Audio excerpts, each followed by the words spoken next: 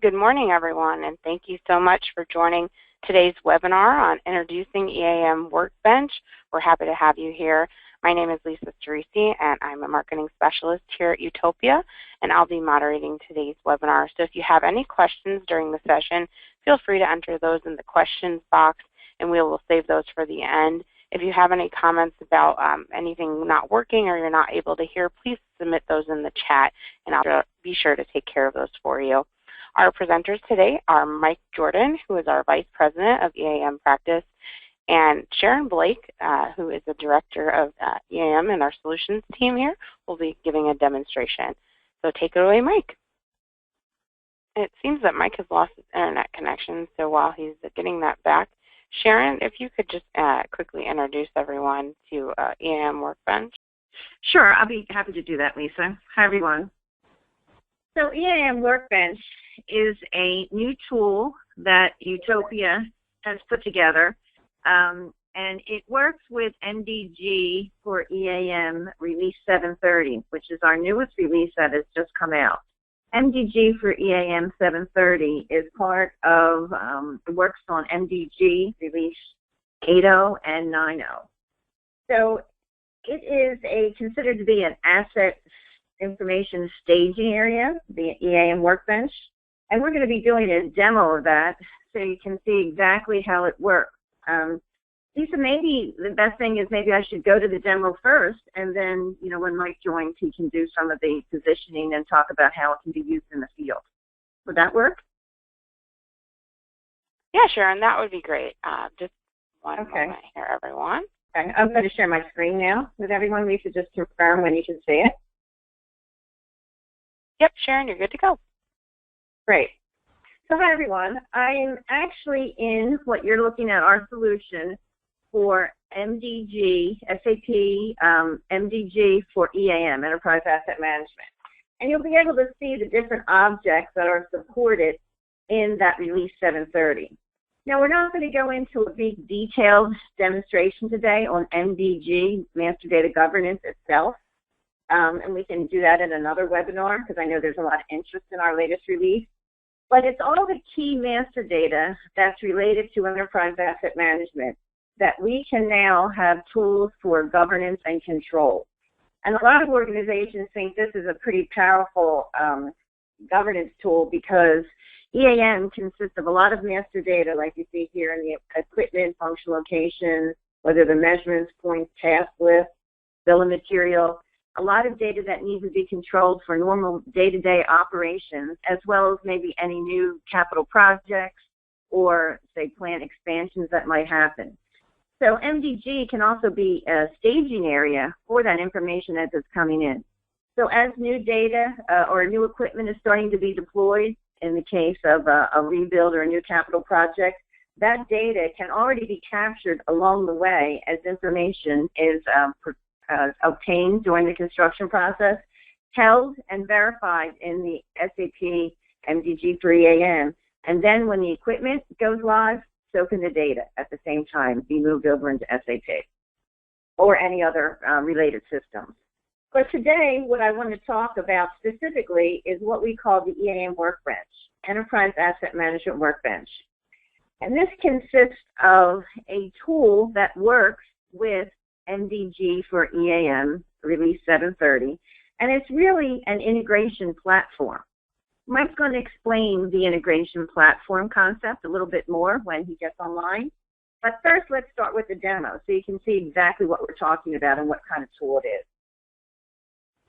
So and this is regular MDG screens for those of you that aren't familiar with MDG. It is embedded directly into MDG for EAM, and there's other processes here for reporting. But I'm going to go right to the workbench, and I'm going to search. And the thing I'm going to search for, and what we hear a lot from our customers, is that there needs to be a template.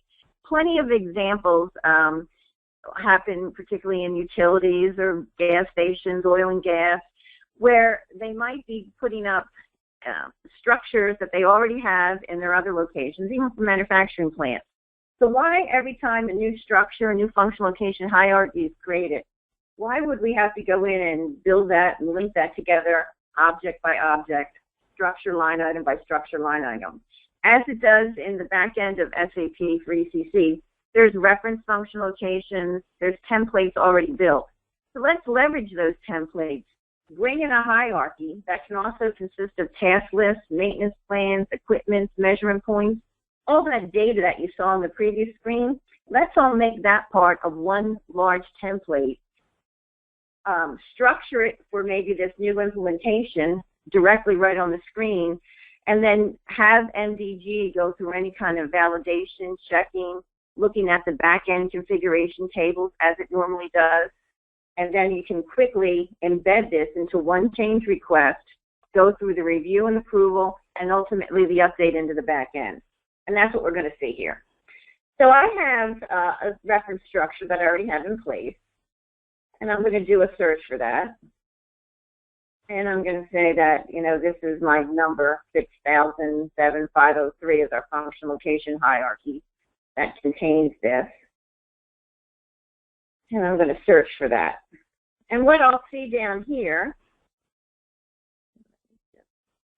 my information, so I have more leverage on my screen here.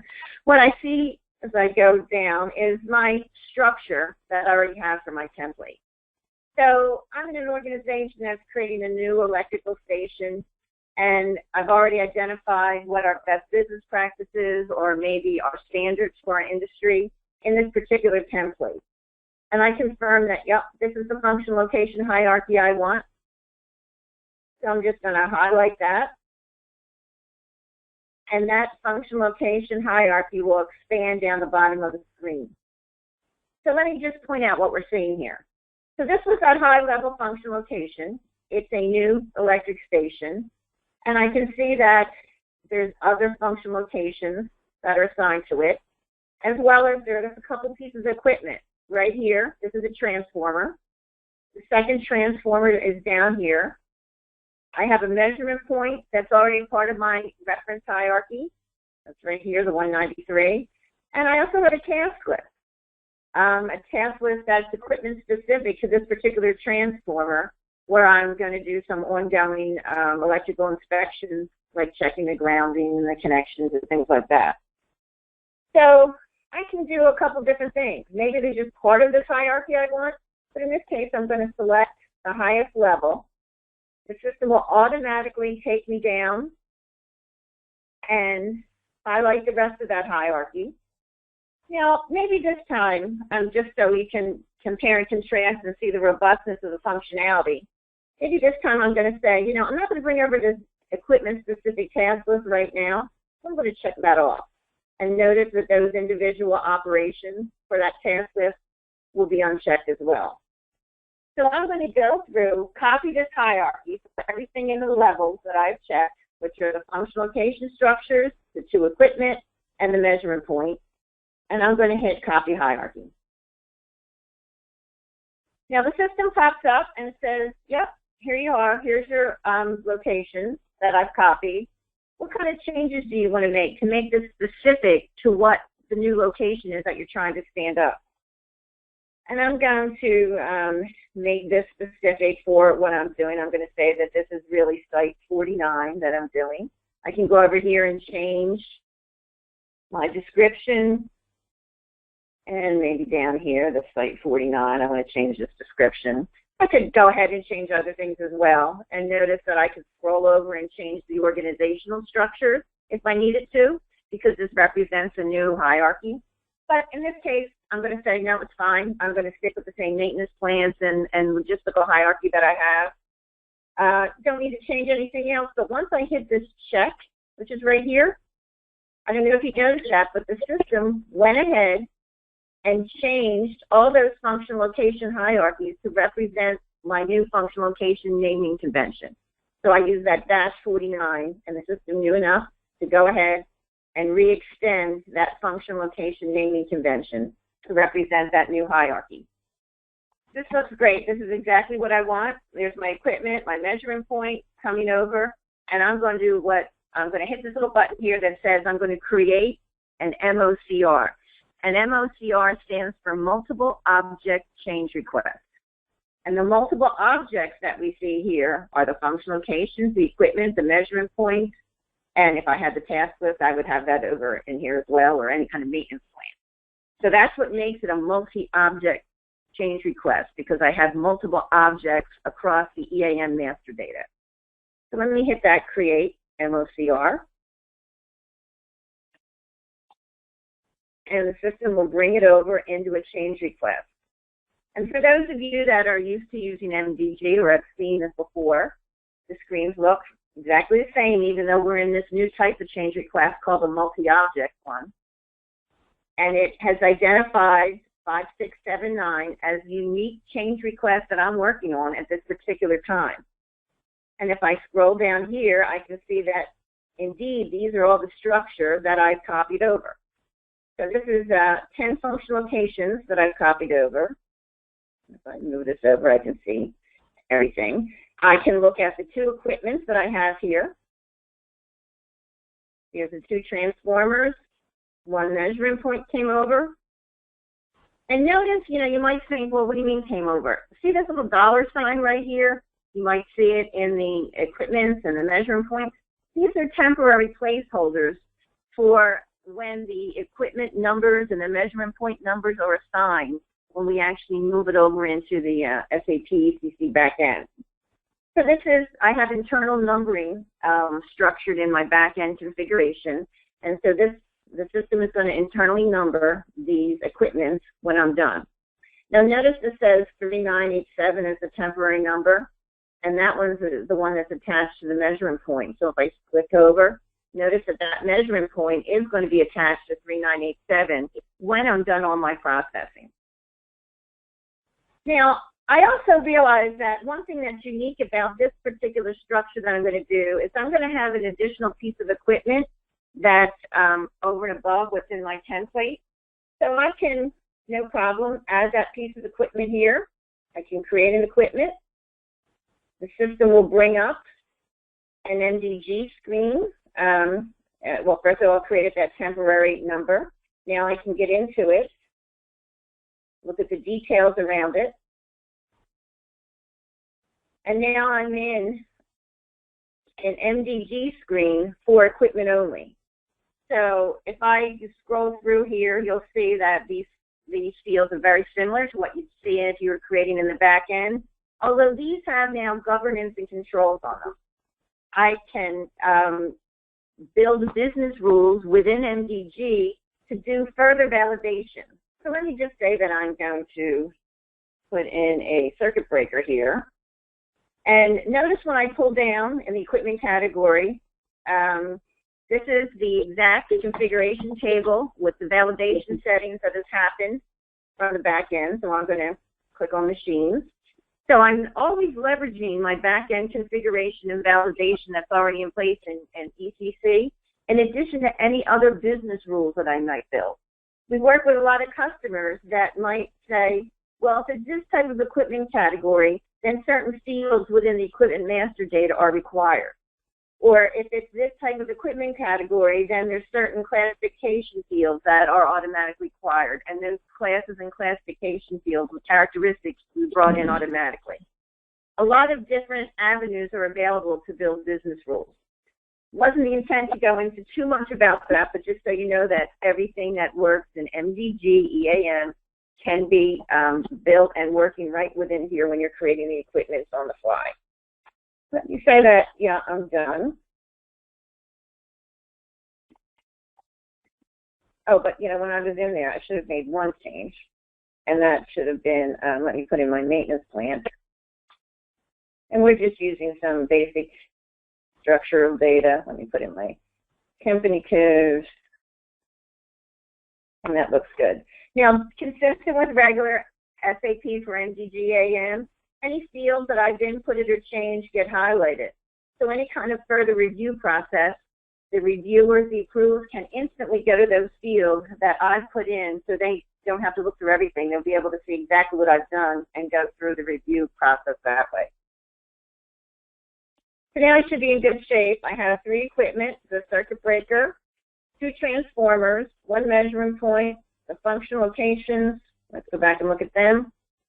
So I like everything about that. Yep. I could have task lists, maintenance plans, bill of materials, work centers also copied in. I chose not to do that for this particular demo. And now let's go down here to the actual EAM hierarchy and do some more processing. Before I go there, one thing I wanted to point out, at any point, I could go into any of the detail screens and see any of the details around function locations or, the task list, anything that I might be brought over. We kind of saw that a little bit with the equipment master that I created. So let me just go down here to that structure I have, the new 49 site, and expand it. And when I get down here, here's what we're looking at now. Here's everything that I've been processing. This is my function location. Here's that temporary transformer that has a measurement point attached to it. There's another transformer down here that doesn't have a measurement point. And here's that new circuit breaker that I've created. Now, I could have had it already assigned to a function location when I was creating it, but I chose to want to demo this very strong capability where we have the ability in the structure to drag and drop and really dynamically create the structure as I need it to be. So I'm going to do a couple different things. One, I want to move this transformer down into this other function location area. So let me grab that and move it down. I want the two transformers to be sitting there together. A little bit of delay. Let me just grab that one more time. There it goes. System's working. Okay, great. I have two transformers sitting there under my function location for the transformer. Perfect. And now the circuit breaker is going to be part of the actual charging station area. So I'm going to grab that new equipment that I created and bring that down into the charging station.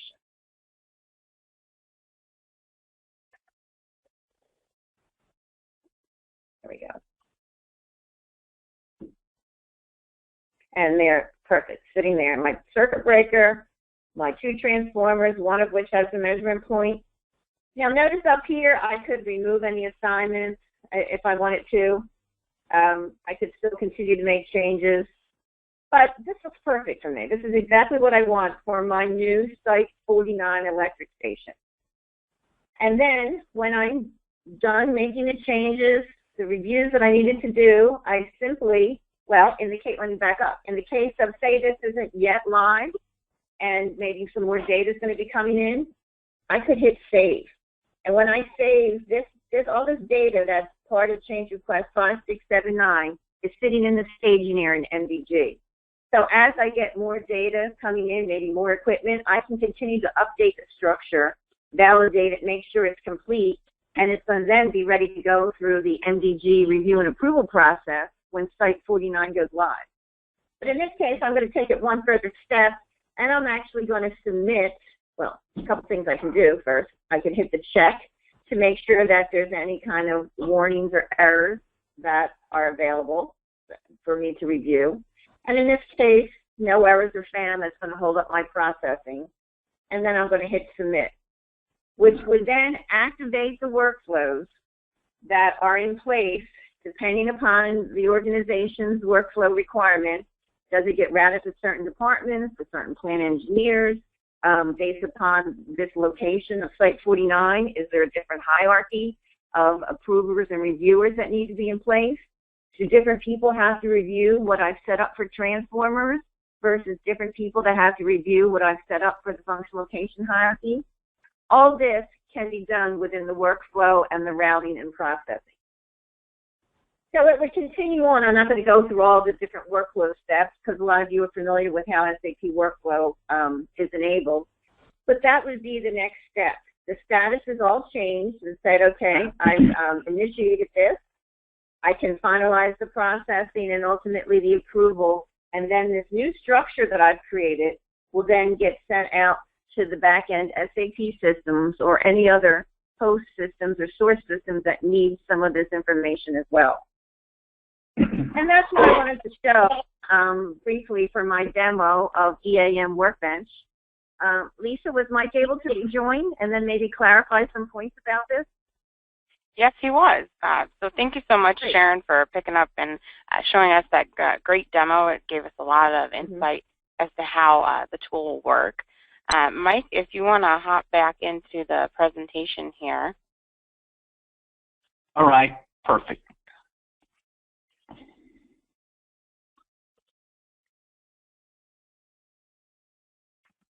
Are you now seeing PowerPoint?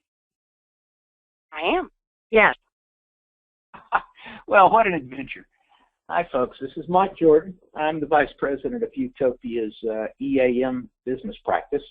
I'm now joining you by my cell phone hotspot since the internet and telephones for my office have chosen to die just before our webinar. So here we are anyway. You've seen the demo. You've seen the product. Let me give you just a bit of background about positioning of EAM Workbench, the intentions for the product, the business needs we're addressing, and how it will be available to you. EAM Workbench is available now as a software solution from Utopia. It has MDG for EAM as a prerequisite. And to give you a bit of background, MDG for EAM is sold exclusively by SAP. It's a solution extension, which means it was designed and co-developed in close collaboration with Utopia. So it is a Utopia SAP solution for sale exclusively by SAP, supported by SAP as any other SAP product. Our intentions are exactly the same for EAM Workbench. Today, it's developed and initially available for sale from Utopia. We're collaborating closely with SAP. It will enter the SAP certification, premier qualifications cycle in the March timeframe, with the intention for EAM Workbench to be available as an SAP solution extension at mid-year. So EAM Workbench has MDG as a prerequisite, and it's on the path to being an SAP product. The intention for EAM Workbench is to address the real-world business needs of enterprise asset master data, which really is that the asset master data is spread among several systems of record. There's structured data, there's unstructured data. The information resides in plant maintenance, of course, but also in other systems of record, such as engineering systems, GIS systems, and has requirements outside of the owner-operator for information from vendors, suppliers, which will be available through Asset Intelligence Network. That's the business need that we're addressing with EAM Workbench. You've seen from SAP the conversations about the SAP Digital Core and the very visionary positioning that SAP is taking for the HANA platform, which is to integrate all the key functions in the digital core such that you can have all the advantages of this integrated environment. We are addressing the directions and intentions of the SAP Digital Core, focused particularly on asset master data. And data, as you well know, is at the heart of any transformation and is, in SAP's terms, the most valuable currency of the digital core.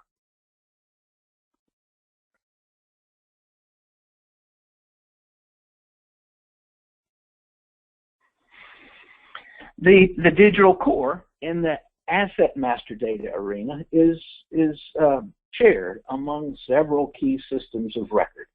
There is, of course, the SAP plant maintenance environment where the data resides. There are external systems created by GIS, created by engineering systems, where drawings related to the assets reside. And there are documents, unstructured content, such as vendor manuals, paper drawings, and it's synchronization of those multiple systems of record the document-based information, and the data-based information that is the challenge for development of an integrated digital core in the asset master data arena. And that's the challenge that we're tackling with EAM Workbench integrated with MDG for EAM. That challenge is, of course, maintaining synchronization among these key systems such that maintenance can interact with the same understanding of the assets as your engineering organization, as your reliability organization, as your operations organization, recognizing that your assets change on a daily basis from fix maintenance to shutdowns, turnarounds, outages, to capital projects. Our challenge and our intent is to maintain synchronization among those multiple systems in an ever-changing environment. The business case for accomplishing this is compelling.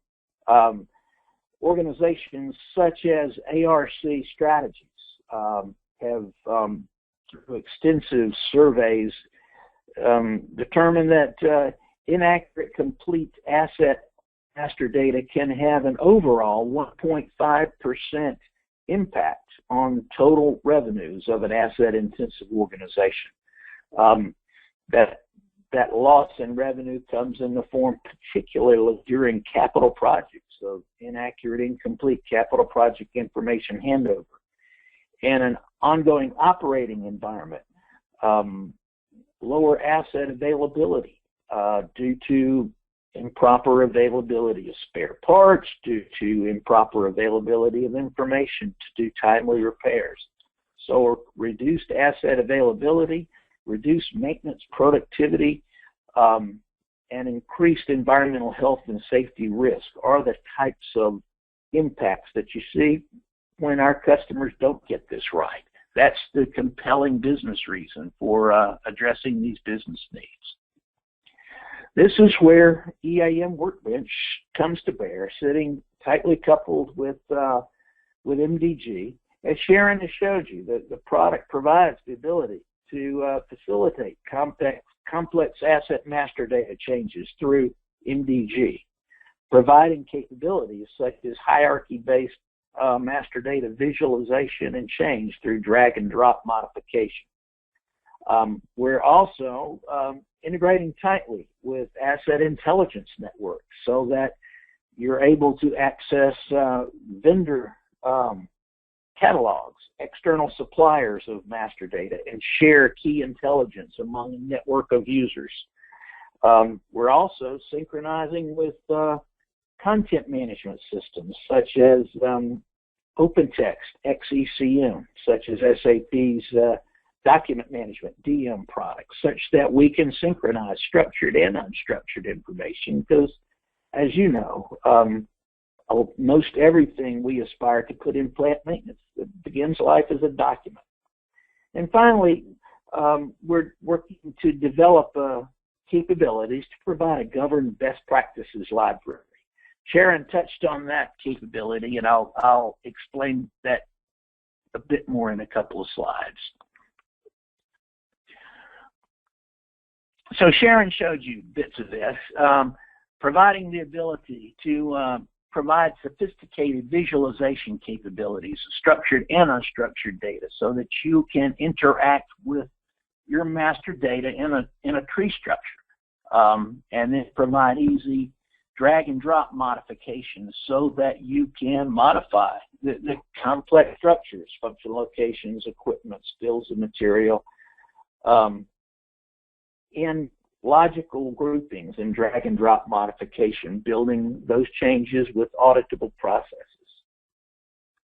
The best practices library has been driven by several of our larger MDG customers. The intent there is they don't just want governance of a particular master data object in a particular plant, but they desire to establish best practices that say, if I'm maintaining this type of equipment and this type of service, I always want this bill of material. I always want to do these inspections. I always want to do the PMs in this fashion. and build those best practices into a library such that EAM Workbench plus MDG can govern the deployment, so that when you're building out new master data, the library will prompt you to say, here is the proper task list, here's the proper bill of material, so that you can deploy standards across multiple plants in multiple regions and maintain that in accord with deploying ISO 55000 and establishing maintenance best practices across your landscape. I mentioned earlier, we're building out the integration with Asset Intelligence Network so that those best practices libraries can be coupled with vendor data. So you can look to the vendors to say, what do you recommend as an inspection plan?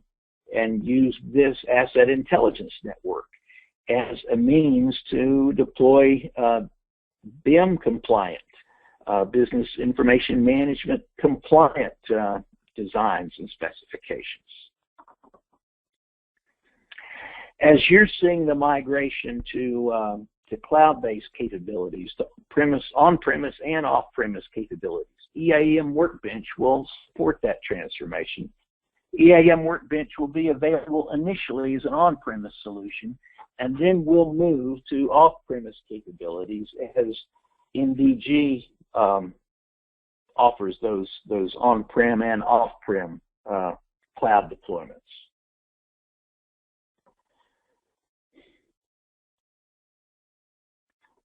Asset Intelligence Network provides structured data and unstructured data from the vendors, and EAM Workbench will facilitate that integration into your environment. So as you bring for instance, a new pump on board, you may wish to bring in the attribute information, the recommended maintenance information, and load that into the proper locations in plant maintenance. You may also want to bring in the vendor data sheets and task lists and put those in the appropriate places in your content management system. EAM Workbench will support that with governing structured and unstructured information so that you can keep the content, the documents aligned with the data in one set of governed transactions. Here's a simple demonstration of how the various SAP tools will interact through EAM Workbench. If we look at a simple transaction where this could perhaps be a brownfield capital project, the engineering construction company will provide a body of information, perhaps a transmittal that includes engineering documents and drawings, data sheets, various information. The EPCs will provide that information through the portal into Asset Intelligence Network. AIN will then deliver that content, that transmittal, first into OpenText, XECM in a project workspace. We'll then interrogate that information, those documents, and create the change request in MDG, such that we'll begin creating equipment masters, material masters, all of the structured data components associated with plant maintenance, and you can augment that with additional information from your vendors through AIN. At the same time, the solution will hand the appropriate information to SAP's Visual Enterprise, the 2D and intelligent 3D models, so that you can begin building 2D and 3D maintenance aids. OpenText will create individual project workspaces for each of the equipments, each of the materials, so that you have a one-to-one correlation between structured data and unstructured data in this change management environment. And then the EAM Workbench Best Practices Library comes to bear. So if you're creating a new functional location that is relevant to your ISO 55000 standards, you can look to the EAM Workbench and say, what are our standards for maintenance of that equipment? Do we have a standard bill of material, a standard task list, a standard maintenance plan? Pull that from the library and apply that to your structured data and unstructured data. Then, when that information, structured and unstructured data, has moved through the change management process and you're ready to deploy those assets to the field and deploy the maintenance data to plant maintenance, the workflows will load the information into plant maintenance, again using MDG and all of the strengths of that audit trail and governance, load the associated data into the content management system, and all of that information is orchestrated using the EAM Workbench for intuitive visualization and management of that content information. That's the intention. We can show most of these capabilities today in separate demos. Sharon has showed you the overview already, or the first high-level look at the demo. So we took a bit of a creative path, thanks to my network, but you saw the demo first, and then hopefully the back-end presentation provided a bit more insight as to our intentions and directions and the overview of the Utopia soon-to-be SAP solution.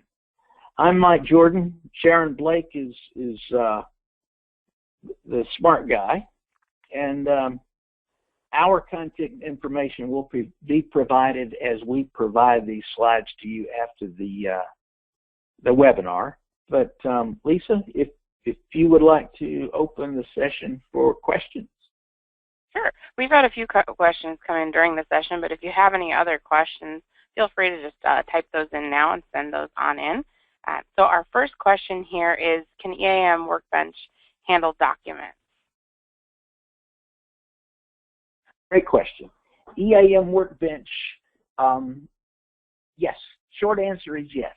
EAM Workbench manages unstructured content by integration with the SAP content management systems. So EAM Workbench is integrated immediately with OpenText Extended ECM, which is the SAP solution extension for engineering documents. Will soon be integrated with SAP DM as well. So EAM Workbench is the staging area for structured and unstructured information and accomplishes that by integration with the underlying content management systems. The benefit of that approach is we're then able to synchronize structured and unstructured data. So you're not treating the documents in isolation. You're able to say, this version of this vendor data sheet is associated with these particular assets, these particular equipments, these particular bits of structured information. Great question. All right, yeah, your great questions are coming in here. The next question is there SAP Fiori capability here? Say that once more, Lisa. Is there SAP Fiori capability here? Great, great, yes. Is there SAP Fiori capability? Yes. We are building out Fiori screens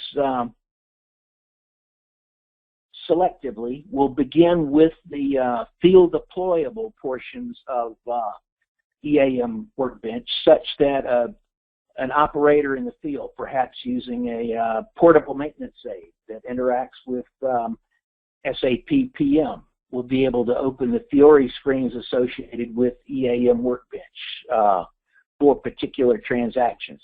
So yes, Fiori capabilities will be developed and continue to be developed with EAM Workbench, focusing first on the field deployable aspects of the Workbench solution. Okay, great. Next question is, does EAM Workbench have MDG for EAM as a prerequisite? Yes, certainly does. So MDG for EAM, that particular component of of MDG in particular is a prerequisite for EAM Workbench. Okay, and then next question is, how do you compare this MDG tool of yours with SAP BODS Information Steward?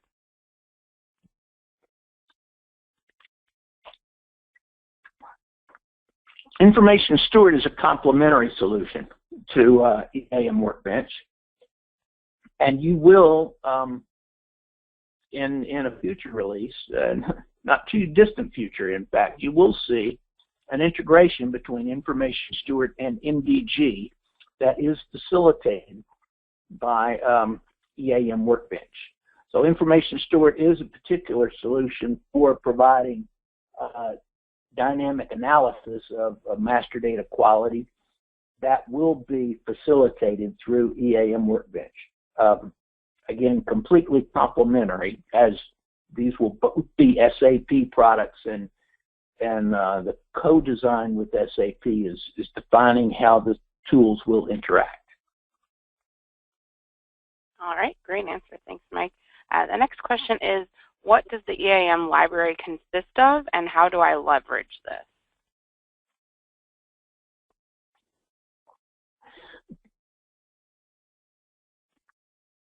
Have to think about that one a bit. There's several components to the EAM library.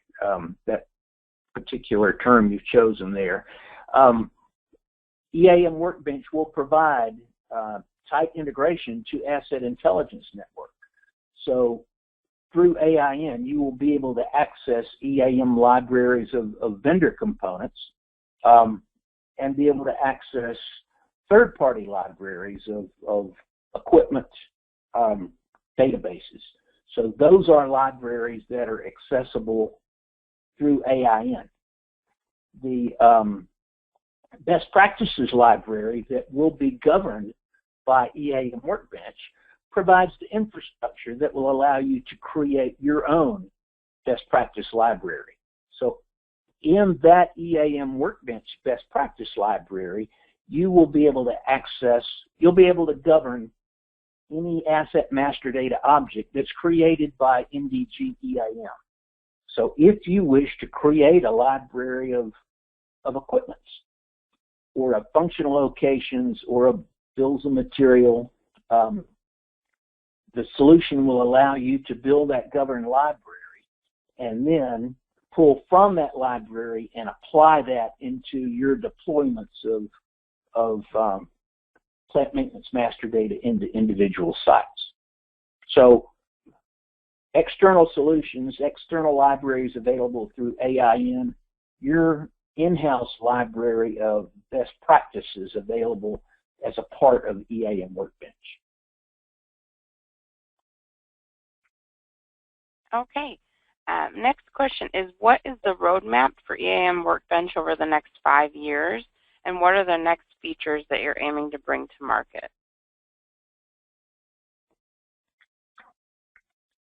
Good question, and it's one I'm not prepared to present today.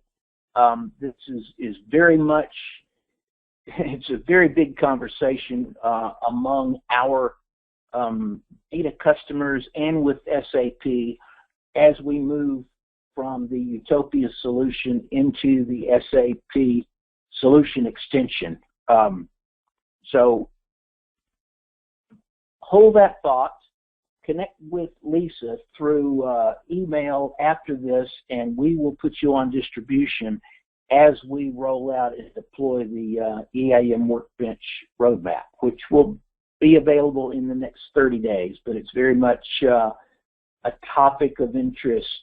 The list of possibilities and the list of requirements is very long and exciting, and our challenge now is to prioritize those in tight coordination with SAP. That's my only hesitance. I can talk for a long time about things that we see as areas of interest in our intentions, but we need to have the prioritization of those aligned with SAP. Okay, great. And that particular person, I did message you back. I will get you on the update list to make sure that you get all things about EAM Workbench in the future. Last question is, you said that this would be added to the SAP price list. What's the timeline on that? Mid-year. If you guys have been around SAP very long, you'll see that really big disclaimer in the front of every SAP presentation. I have to bring that to bear here. The SAP Solution Extension Premier Qualification process is quite strict, quite structured, and we have a slot. We will put EAM Workbench into the Premier Qualification process at the end of Q1, March time frame. We aspire to have it through PQ and on the SAP price list in end of Q2. So that's the intention, always subject to a change as we carry through the quality process. So here, our optimistically, we would love to have something announced at Sapphire, but I'm the sales guy, and they pay me to be optimistic. Well, optimism is always a wonderful thing, Mike. Well, thank you so much, everyone, for joining us today. We appreciate your attendance. Everyone who's joined the webinar today will get an email later on that'll have a recording if you'd like to go back and review anything that's been presented today, or you have any additional questions. We will give both presenters contact information as well. Thank you so much, Mike and Sharon, for presenting today. I really appreciate your time, and I hope everyone has a great rest of your Tuesday. Bye-bye. Thank you. Thanks, everyone.